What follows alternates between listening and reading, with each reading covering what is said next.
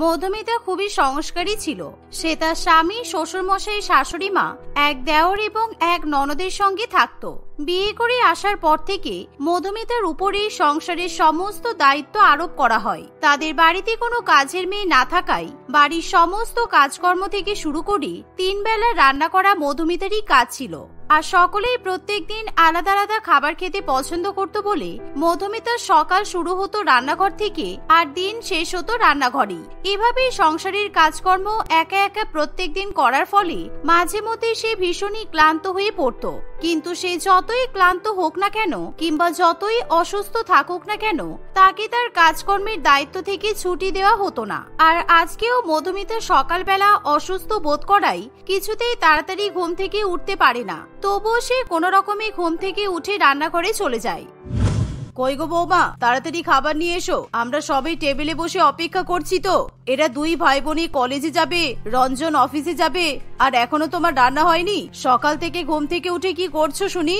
তখনই তাড়াতাড়ি করে সেখানে মধুমিতা সকলের জন্য চা এবং চিড়ের পোলাও বানিয়ে নিয়ে আসে। আর যা দেখে কারোরই ভালো লাগে না, তাই সবাই মিলে এক এক করে মধুমিতাকে কথা শোনাতে শুরু করে। মধুমিতা, তুমি চিড়ের পোলাও বানিয়েছো কেন? তুমি জানো না আমার চিড়ের পোলাও খেতে মোটেই ভালো লাগে না। আমার আলুর পরোটা কোথায়? কালকে তো তোমাকে বলেইছিলাম যে আমার জন্য সকালে আলু পরোটা বানাবে। বেশ কিছুদিন ধরে নর্মাল পরোটা খাচ্ছিলাম বলে আমার তো একদমই ভালোই লাগছিল না। কি আর বলবো তোর বউকে, কিছু বলার মতো নেই। দিনের পর দিন তোর বউ কুড়ে হয়ে যাচ্ছে, সংসারের কাজকর্মে কোনো মন নেই, বুঝতে পারছিস না? চিড়ের পোলাও বানাতে কম সময় লাগে, 2 মিনিটেই হয়ে যায়। সেই জন্য চিড়ের পোলাও বানিয়ে বসে আছে, শর্টকাটে কাজ মিটিয়ে নেবার ধান্দা। কি গো বৌমা, আলু পরোটা বানাওনি কেন? আলু পরোটা বানালে বুঝি তোমার হাত ব্যথা হয়ে যেত? আসলে মা, আজকে আমার শরীরটা ভালো নেই, আর তাই জন্য আমি ঘুম থেকে তাড়াতাড়ি উঠতেও পারিনি। দেরি করে রান্নাঘরে ঢুকেছি বলে আলু পরোটা বানানোর মতো সময় পাইনি, তাই ভাবলাম তাড়াতাড়ি করে চিড়ের পোলাও বানিয়ে দিই। মা, এখন আমি চিড়ের পোলাও খেয়ে কলেজে চলে যাচ্ছি, কিন্তু তোমার বৌমাকে ভালো করে বলে দাও রাতের ডিনারে কিন্তু আমি পোলাও আর মটন কষা খাবো। প্রত্যেকদিন সবজি ভাত খেতে আমার ভালো লাগে না।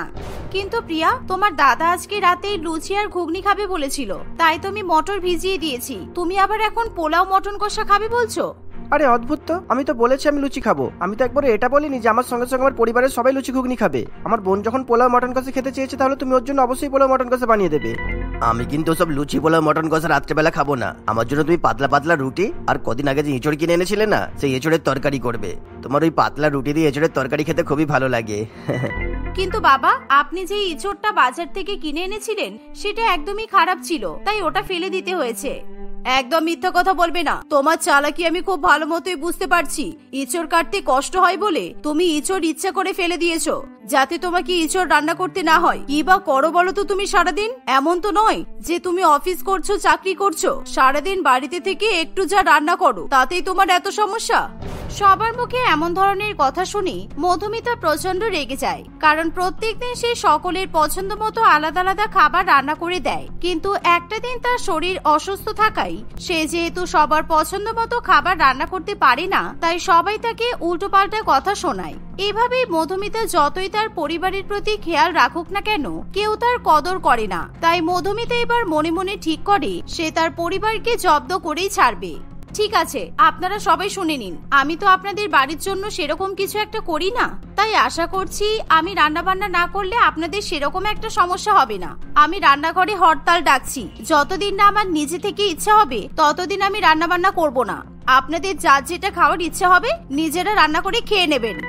এই বলে মধুমিতা নিজের ঘরে চলে যায়। কিন্তু সকলেই মধুমিতার কথাগুলো ভীষণই হালকাভাবে নেয়। সবাই ভাবে মধুমিতার রাগের বশে এরকম কথা বলছে, কিন্তু সত্যি সত্যি মধুমিতা সকালের পর আর রান্নাঘরে ঢোকে না। আর রাত্রিবেলা সবাই যখন খাবার খেতে বসে তখনও কেউ খাবার পায় না। মা, আমার মনে হচ্ছে বৌদি সকালবেলা যে বলেছিল না রান্নাঘরে হরতাল করবে, সত্যি সত্যি বৌদি হরতাল করেছে। দেখো না, বৌদি তো রান্নাঘরে নেই, আর বৌদি রাতের জন্য কোনো খাবারও রান্না করেনি। এখন তাহলে আমরা সবাই কি খাবো? কি আর বলবো, তোর বৌদির মাথা খারাপ হয়ে গেছে।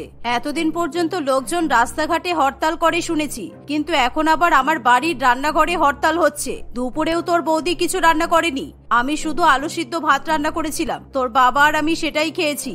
এই মিষ্টি, তোর মায়ের কাছে যা তো, গিয়ে বলবি মা খুব খিদে পাচ্ছে, তাড়াতাড়ি রান্না করো, খেতে দাও। বৌদি এখন এমনিতেই খুব রেগে আছে, তাই আমরা কিছু বললে বৌদি আমাদের কথা শুনবে না, কিন্তু মিষ্টি বললে বৌদি নিশ্চয়ই মিষ্টির কথা শুনবে। এই শুনে প্রিয়া তার মায়ের কাছে চলে যায়। মা, আমার খুব খিদে পেয়েছে, তুমি তো প্রত্যেকদিন রাত 8টার মধ্যে আমাকে খেতে দাও, কিন্তু আজকে এত দেরি হয়ে গেল, তুমি এখনো পর্যন্ত রান্না করছো না কেন মা? সবাই তো খাওয়ার জন্য অপেক্ষা করছে, তুমি রান্না করবে না? না রে মা, এই বাড়িতে আমার কোনো কদর নেই। যতদিন না সবাই বুঝতে পারছে এই বাড়িতে আমার কদর কতটা, ততদিন আমি কোনো রান্না বান্না করবো না। আর ততদিন পর্যন্ত রান্নাঘরে হরতাল থাকবে। তোর ঠাম্মি কিংবা পিসি যা রান্না করবে তুইও তাই খাবি, আর আমিও তাই খাবো। সবাই মিলে দরজার বাইরে দাঁড়িয়ে মধুমিতার কথা শুনতে থাকে। আমি জানতাম বৌদি কিছুতেই আজকে রান্না করবে না। আমি তো আমার জন্য পিৎজা বার্গার অর্ডার করেছি, এবার তোমরা কি খাবে দেখে নাও। মিষ্টি, এদিকে চলে আয়, আমি আর তুই পিৎজা খাবো। আমিও পিৎজা খাবো দাদা, তুই আমার জন্য একটা পিৎজা অর্ডার করে দে। তোরা না হয় পিৎজা খাবি, কিন্তু আমি আর তোর বাবা তো ওইসব পিৎজা টিৎজা খাই না। আমাদের জন্য তাহলে রুটি তরকারি অর্ডার কর। এখন এত রাত হয়ে গেছে, এখন রান্না করতে গেলে অনেক সময় লেগে যাবে। এমন সময় মধুমিতা ঘরের বাইরে বেরিয়ে এসে বলে, তাই নাকি? রান্না করতে সময় লেগে যাবে? রান্না করতে তো সেরকম সময় লাগে না মা, 2 মিনিটেই হয়ে যায়। আর আমার যখন রান্না করতে ইচ্ছা করতো না কিংবা আমি অসুস্থ থাকতাম, তখন তো আপনারা কেউ কোনোদিনও বাইরে থেকে খাবার অর্ডার করতেন না। যাক ভালো। রঞ্জন, তুমি আমার জন্য বিরিয়ানি অর্ডার করো, আজকে আমি খুব খুশি, আজকে আমি মজা করে বিরিয়ানি খাবো। এই বলে মধুমিতা সেখান থেকে চলে যায়। এভাবে সেদিন তারা সবাই বাইরের খাবার অর্ডার করেই খেয়ে ঘুমিয়ে পড়ে। কিন্তু সমস্যা হয় পরের দিন সকালবেলা, কারণ বাড়ির সকলেরই ঘুম থেকে উঠে চা খাওয়ার অভ্যাস ছিল, আর চা না খেলে কারোরই সকাল শুরু হয় না। কিন্তু মধুমিতা সকালে কারোর জন্য চা বানায় না। আরে বৌদি এখনো আমাদের উপর রেগে আছে? আমি তো ভাবলাম সকালে উঠে বৌদি নিশ্চয়ই রান্না করবে।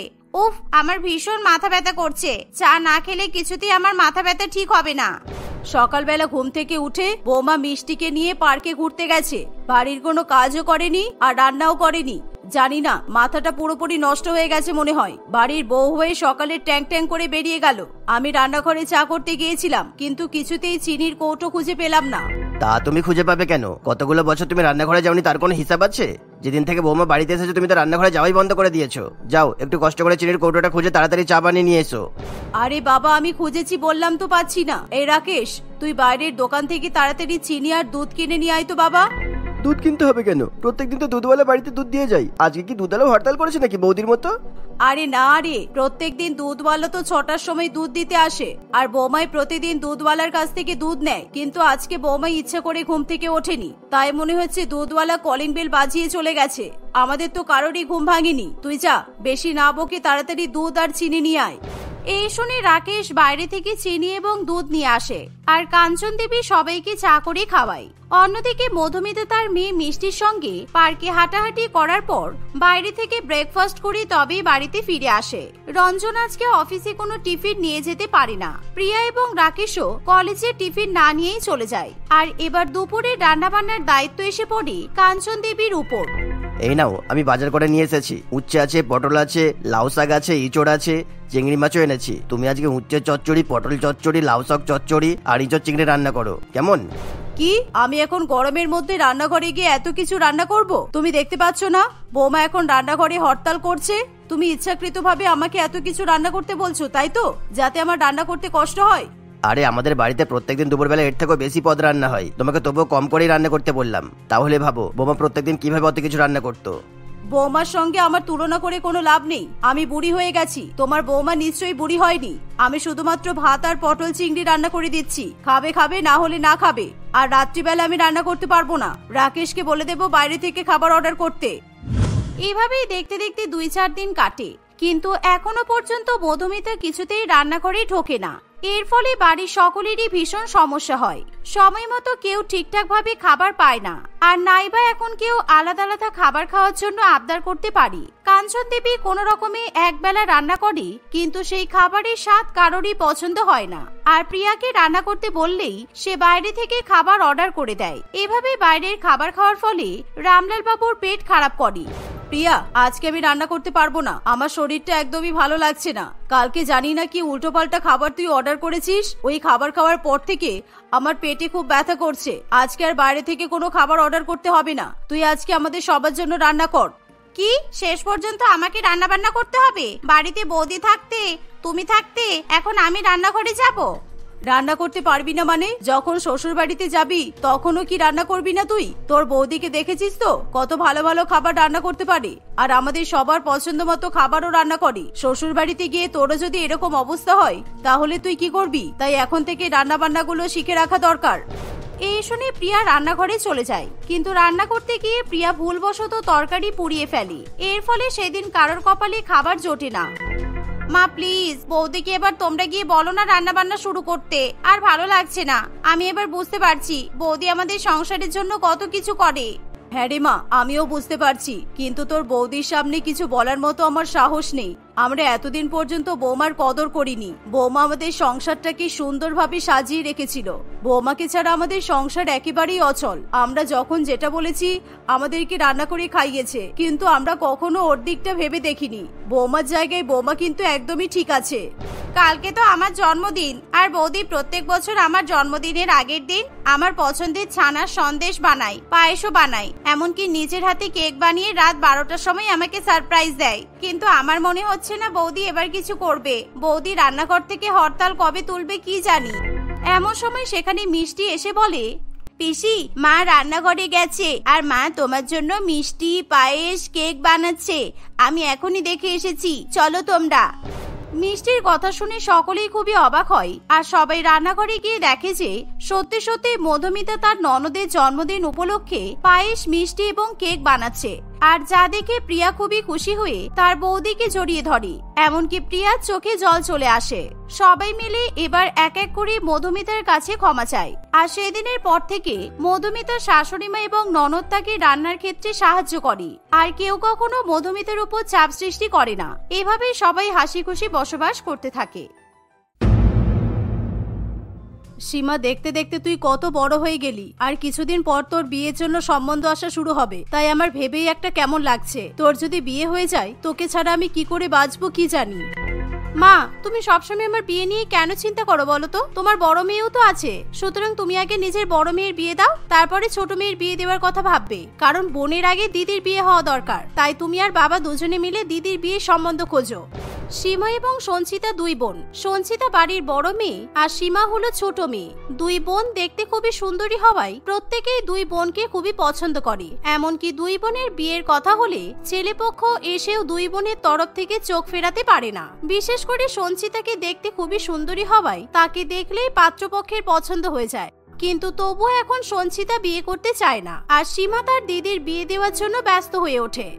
আমি তোকে কতবার বলেছি যে আমার বিয়ে করা নিয়ে তুই কোনো রকম কথা বলবি না, তাই তুই আগে বিয়ে কর। আর আমি বড় বলে আমাকে যে আগে বিয়ে করতে হবে তার তো কোনো মানে নেই। তুই কেন বুঝতে চাইছিস না দিদি? আমি তোর বোন, সেই ক্ষেত্রে তোর চোখের সামনে দিয়ে আমি কি করে বিয়ে করে শ্বশুর বাড়িতে চলে যেতে পারি বল? দিদির বিয়ে যদি না হয় তাহলে কিন্তু বোনের মন খারাপ হয়, সেটা কি তুই বুঝিস না? তাই আমি তোর কথা শুনতে চাই না। এবার আমি দায়িত্ব নিয়ে তোর বিয়ের সম্বন্ধ দেখবো। আমার বিয়ে নিয়ে যদি আর একটা কথা বলেছিস তাহলে কিন্তু খুব খারাপ হয়ে যাবে। আমাকে নিয়ে কাউকে কোনো চিন্তা করতে হবে না, আর বিশেষ করে তোকে তোর দিদির বিয়ের সম্বন্ধ খুঁজতে হবে না। এই বলে সঞ্চিতা নিজের ঘরে চলে যায় আর দরজা বন্ধ করে কাঁদতে থাকে। তখন তার প্রায় 1 বছর আগের কথা মনে পড়ে। ঠিক 1 বছর আগে সঞ্চিতার বিয়ের জন্য সম্বন্ধ দেখা হয়, আর তার পরিবারের সকলে তার বিয়ে নিয়ে খুবই উৎসাহিত ছিল। বিশেষ করে সীমা সঞ্চিতার বিয়ে নিয়ে ভীষণ পরিমাণে উৎসাহিত ছিল। কি মজা, আমার দিদির বিয়ে হবে, কি মজা। এই দিদি, আজকে তো সম্বন্ধ দেখতে আসবে, তাই চল আমি তোকে খুব সুন্দর করে সাজিয়ে দিই। এমনিই তুই অনেক সুন্দরী, তবুও তোকে সাজলে কিন্তু আরো বেশি ভালো লাগবে। আচ্ছা বোন, ঠিক আছে, কিন্তু আমাকে বেশি উগ্র মেকআপ করে দিবি না যেন। আমার মেকআপ করার স্কিল নিয়ে তোকে কোনো চিন্তা করতে হবে না। তোকে এত সুন্দর সাজিয়ে দেব, দেখবি পাত্রপক্ষের দেখা মাত্রই তোকে পছন্দ হয়ে যাবে। সঞ্চিতাকে আজকে ছেলেপক্ষ দেখতে আসার কথা। ছেলের নাম ইন্দ্র, আর সে শহরের একটি বড় সরকারি অফিসে চাকরি করে। ইন্দ্র তার মা বিনীতা দেবীর সঙ্গে সঞ্চিতাকে দেখতে আসবে, সেই জন্য সঞ্চিতার পরিবার প্রচুর পরিমাণে খুশি থাকে। সঞ্চিতার বাবা এবং মা পাত্রপক্ষের জন্য বিভিন্ন রকম সুস্বাদু রান্নার ব্যবস্থা করতে থাকে। আর সীমা খুব সুন্দর করে ঘর গুছিয়ে রাখে। সন্ধ্যা হতে না হতেই সীমা তার দিদিকে খুব সুন্দর করে সাজিয়ে দেয়। সঞ্চিতা একেই সুন্দর, তার উপর মেকআপ করার ফলে তাকে দেখতে আরো সুন্দরী মনে হয়। ইন্দ্র এসে সঞ্চিতার দিক থেকে চোখ ফিরিয়ে নিতে পারে না। আর এই দেখে সীমা তার হবু জামাইবাবুর সঙ্গে ইয়ার্কি করতে শুরু করে। কি হলো হবু জামাইবাবু, সিঙ্গারাগুলো খাও, ঠান্ডা হয়ে যাবে তো। তুমি তো দেখছি সিঙ্গারা ছেড়ে আমার দিদির দিকেই হা করে তাকিয়ে আছো। বিয়ের আগে আমার দিদিকে কিন্তু এরকম ভাবে নজর দিও না, তাহলে ওর শরীর খারাপ হবে। উফ বোন, কি বলছিসটা কি? এখানে সবাই বড়রা আছে তো, প্লিজ চুপ কর, আমার কিন্তু লজ্জা পাচ্ছে। সীমার কথা শুনে ইন্দ্র এবং সঞ্চিতা ভীষণ পরিমাণে লজ্জা পেয়ে যায় আর তাদের দুজনের পরিবার হাসতে থাকে। না না হবু বৌমা, তুমি তোমার বোনের কথাই লজ্জা পেও না। আর তোমার বোন তো ঠিক কথাই বলেছে, তোমাকে যেই দেখবে সেই তোমার দিকে হা করে তাকিয়ে থাকবে। কারণ তুমি এতটাই সুন্দরী, তাই তোমার মতো মেয়ে আমরা হাতছাড়া করতে চাই না। তাই তোমাকেই আমার বাড়ির বউ বানিয়ে নিয়ে যাব। বিনীতা দেবীর এমন কথা শুনে সঞ্চিতা, সীমা এবং তার পরিবার ভীষণ পরিমাণে খুশি হয়। আর এভাবে সঞ্চিতার সঙ্গে ইন্দ্রের বিয়ের দিন পাকাপাকি হয়ে যায়। সেই খুশিতে তারা সকলে মিষ্টি মুখ করে। এভাবে সীমার দিদির বিয়ে ঠিক হয়ে গেলেও তার দিদির বিয়ের জন্য সম্বন্ধ আসা বন্ধ হয় না, কারণ সকলেই চায় এমন সুন্দরী মেয়েকে বাড়ির বউ করে নিয়ে যেতে। একদিন সীমা কলেজে গেছে, সেই সময় তাদের কলেজে জিএস রোহান তার কাছে আসে। কি ব্যাপার সীমা, শুনলাম নাকি তোমার সুন্দরী দিদির বিয়ে ঠিক হয়ে গেছে। তোমাকে সেই কবে থেকে বলছি আমি তোমার দিদিকে বিয়ে করতে চাই, কিন্তু তুমি তো আমার কোনো কথাই পাত্তাই দিচ্ছ না। এমনকি তোমার দিদিকে সোশ্যাল মিডিয়াতে ফ্রেন্ড রিকোয়েস্ট পাঠালাম, তোমার দিদি তো অ্যাকসেপ্টও করলো না। উফ রোহান দা, তোমাকে কতবার বলেছি আমার দিদিকে একদম ডিস্টার্ব করবে না তুমি, তবুও তুমি আমার কথা শোনো না। আর তোমার যদি আমার দিদিকে বিয়ে করতে ইচ্ছে হয়েছিল, তাহলে তোমার মাকে নিয়ে আমার দিদির বিয়ের সম্বন্ধ দেখতে যাওনি কেন? আমার হবু জামাইবাবু অনেক বড় চাকরি করে, তাই আমার দিদি ওই ছেলেকেই বিয়ে করবে বলে ঠিক করেছে। ওইসব কিছুই না, তোমার দিদি একটু বেশি সুন্দরী বলে অহংকার খুবই বেশি। আমিও দেখে নেব, আমি চাকরি করি না বলে তোমার দিদি আমাকে বিয়ে করবে না, তাই তো? ঠিক আছে। এই বলে রোহান সেখান থেকে চলে যায়। সীমা এই ব্যাপারে তার দিদিকে আর কিছু জানায় না। দেখতে দেখতে কিছুদিন কাটে। সীমা তার দিদির বিয়ের জন্য খুব সুন্দর করে শপিং করতে থাকে, কারণ সঞ্চিতা সবসময় সীমার পছন্দ করা শাড়ি গহনাগাটি পরতে পছন্দ করে। তাই বিয়ের দিন দিদি কি পরবে, কিভাবে সাজগোজ করবে, সবকিছুই সীমা ঠিক করে। একদিন সঞ্চিতা এবং সীমা সন্ধ্যাবেলা তার পরিবারের সঙ্গে গল্প করছে, এমন সময় রোহান তাদের বাড়িতে আসে।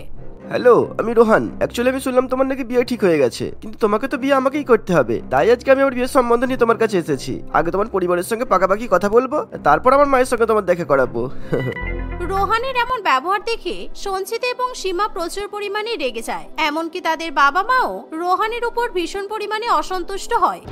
রোহান, তোমাকে আমি কতবার বলেছি আমাকে তুমি বিরক্ত করবে না, কিন্তু তবুও তুমি আমার কথা শোনো না। তোমার মতো একটা লক্করবাজ বদমাইশ ছেলেকে আমি বিয়ে করতে পারবো না। আর আমার বিয়ের সম্বন্ধ ইতিমধ্যে ঠিক হয়ে গেছে, তারপরও তুমি আমাকে বিয়ে করার সম্বন্ধ নিয়ে এসেছো। জানিস দিদি, কিছুদিন আগে রোহানদা কলেজেও আমাকে এই ব্যাপারে বলছিল, কিন্তু আমি বিষয়টাতে অত পাত্তা দিইনি। তবে রোহান এতটা বাড়াবাড়ি করবে সেটা তো আমি বুঝতে পারিনি। ছি রোহানদা, তোমার তো দেখছি একদমই লজ্জা নেই। এই ছাড়ো তো তোমাদের এইসব বিয়ের সম্বন্ধের কথা। আমি যখন সঞ্চিতাকে বিয়ে করার সম্বন্ধ নিয়ে এসেছি, তখন সঞ্চিতাকে আমাকেই বিয়ে করতে হবে, আর ওইসব আগের বিয়ের সম্বন্ধ আমি ভেস্তে দেবো। সীমা নিজের দিদির অপমান কিছুতেই সহ্য করতে পারে না। আর সঞ্চিতা যেহেতু শান্ত প্রকৃতির হওয়ায় সে প্রতিবাদ করে উঠতে পারে না। তাই দিদির বিয়ের সম্বন্ধের কথা ভেস্তে দেবে শুনি সীমা রোহানকে একটা থাপ্পড় মারে, আর সেই সাথে রোহানকে বাড়ি থেকে তাড়িয়ে দেয়। তোমার এত বড় সাহস, তুমি আমার দিদির বিয়ের সম্বন্ধ ভেস্তে দেওয়ার কথা বললে? আর জীবনেও যদি তুমি আমার বাড়িতে পা রেখেছো, তাহলে আমার থেকে খারাপ কেউ হবে না। কোনোদিনও তুমি এখানে আসবে না, কারণ আমার দিদির খারাপ কথা ভাবার আগে তোমাকে আমার মুখোমুখি হতে হবে। আমাকে থাপ্পড় মেরে তুই কিন্তু ঠিক করলি না সীমা। তোদের পরিবারকে কিভাবে জব্দ করতে হয় সেটা আমি খুব ভালো করেই জানি। এখন আমি এখান থেকে চলে যাচ্ছি ঠিকই, কিন্তু এরপর তোদেরকে পস্তাতেই হবে।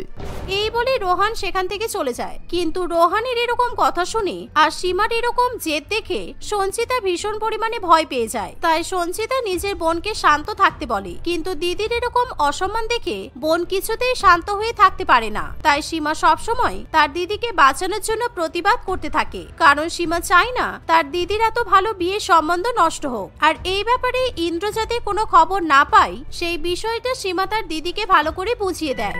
আমার খুব ভয় লাগছে বোন, কারণ রোহান যেভাবে তোকে থ্রেট দিয়ে গেল, তারপর ও যদি কোনো ক্ষতি করে তখন আমার কি হবে বলতো? আর আমার বিয়ের সম্বন্ধ যদি ভেস্তে যায়, তাহলে এরপরে তো আমার আর বিয়েই হবে না। আরে দিদি, তুই এত চাপ নিচ্ছিস কেন? তোর বোন থাকতে দিদির সম্বন্ধ ভেস্তে যাবে? এটা কখনো হতে পারে? আর এক সপ্তাহ পর তোর বিয়ে, তাই তুই তোর বিয়ে নিয়ে আনন্দ কর, আর আমাকেও আনন্দ করতে দে। এই বলে সীমা তার দিদির বিয়ের জন্য আবার ব্যবস্থা করতে শুরু করে। শহরের একটা বড় ব্যাংকুয়েট বুক করা হয় সঞ্চিতার বিয়ের জন্য, আর তার সাথে সীমা তার বাবা মা দুজনে মিলে প্রচুর প্রচুর টাকা খরচা করে সীমার বিয়েতে এক ইলাহি ব্যবস্থাপনা করে। বিয়ে হবে তার একদিন আগে ইন্দ্র সঞ্চিতাকে ফোন করে। সঞ্চিতা, কালকে থেকে তুমি আমার বউ হবে, আর আমরা দুজনে একসাথে থাকবো। সেটা ভেবে আমার ভীষণ পরিমাণে ভালো লাগছে, কারণ আমার ফোনে গল্প করতে আর ভালো লাগে না। এবার আমরা দুজনে সামনাসামনি বসে গল্প করব। হ্যাঁ ইন্দ্র, আমিও আমার বিয়ের জন্য অপেক্ষা করছি, তাই তুমি কালকে কিন্তু বেশি দেরি করবে না, কেমন? আর আমার বাড়ি থেকে আমার বোন যে শেরওয়ানিটা পাঠিয়েছে, ওটা তোমার পছন্দ হয়েছে তো? তোমাকে কিন্তু কালকে ওটা পরেই আসতে হবে। হ্যাঁ নিশ্চয়ই, আমার বউয়ের বোন এত সুন্দর শেরওয়ানি পছন্দ করেছে, আর আমি সেটা পরবো না হতে পারে? কারণ আমি যদি সেই শেরওয়ানিটা না পরি, তাহলে তোমার বোন আমার মাথার চুল ছিঁড়ে নেবে তো। পরের দিন সকালবেলা থেকে বিয়ের সমস্ত আনন্দ অনুষ্ঠান শুরু হয়ে যায়। সীমা খুব সুন্দর করে নিজের দিদির গায়ে হলুদ দেয়, আর বিয়ের জন্য তার দিদির হাতে মেহেন্দি পরিয়ে দেয়। সন্ধ্যাবেলা সে নিজের দিদিকে বেনারসি শাড়ি পরিয়ে খুবই সুন্দর করে মেকআপ করে, আর বউয়ের সাজে তৈরি করে। সঞ্চিতাকে দেখতে একেবারে পরীর মতো মনে হয়। তোর মতো বোন যেন সবার ঘরে ঘরে থাকে, কারণ তুই যেভাবে আমার বিয়ের দায়িত্ব নিয়ে সব কাজ একা হাতে সামলেছিস, আর আমাদের বয়স্ক বাবা মাকে সেই জন্য কোনো চিন্তাই করতে হয়নি। তাই জন্য আমি তোর কাছে অনেক কৃতজ্ঞ থাকবো রে বোন। এবার আমার বিয়ের পর তোকেও কিন্তু বিয়ে করতে হবে, ঠিক আছে? আরে হ্যাঁ রে দিদি, তুই একবার বিয়েটা কর, তারপর দেখবি আমিও বিয়ে করে নেব। কারণ আমি এমনিতেই বিয়ে করার জন্য পা এগিয়ে রেখেছি, শুধুমাত্র তুই দিদি বলে তোর বিয়ের অপেক্ষায়। এই বলে সীমা তার দিদিকে বিয়ের মণ্ডপে নিয়ে যায়, আর সকলেই ইন্দ্র এবং তার পরিবারের জন্য অপেক্ষা করতে থাকে। কিন্তু বিয়ের সময় পেরিয়ে গেলেও ইন্দ্র কিছুতেই বিয়ে বাড়িতে এসে পৌঁছায় না, এমনকি বরযাত্রীও আসে না। ফলে সঞ্চিত এবং সীমার পরিবার খুবই চিন্তা করতে শুরু করে। আর সেই সময় হসপিটাল থেকে ফোন আসে যে গাড়ি অ্যাক্সিডেন্টে ইন্দ্র প্রাণ ত্যাগ করেছে, আর তার পরিবার গুরুতরভাবে আহত। এই ঘটনা শুনে সঞ্চিতা নিজেকে ঠিক রাখতে পারে না, সে প্রচুর পরিমাণে কান্নাকাটি করতে শুরু করে। এই আমার সাথে কি হয়ে গেল? আমার বিয়ের দিন আমার বর মারা গেল। তুমি এত বড় শাস্তি আমাকে কেন দিলে ঈশ্বর? তুমি আমার বরের সঙ্গে আমাকেও পৃথিবী থেকে নিয়ে নাও।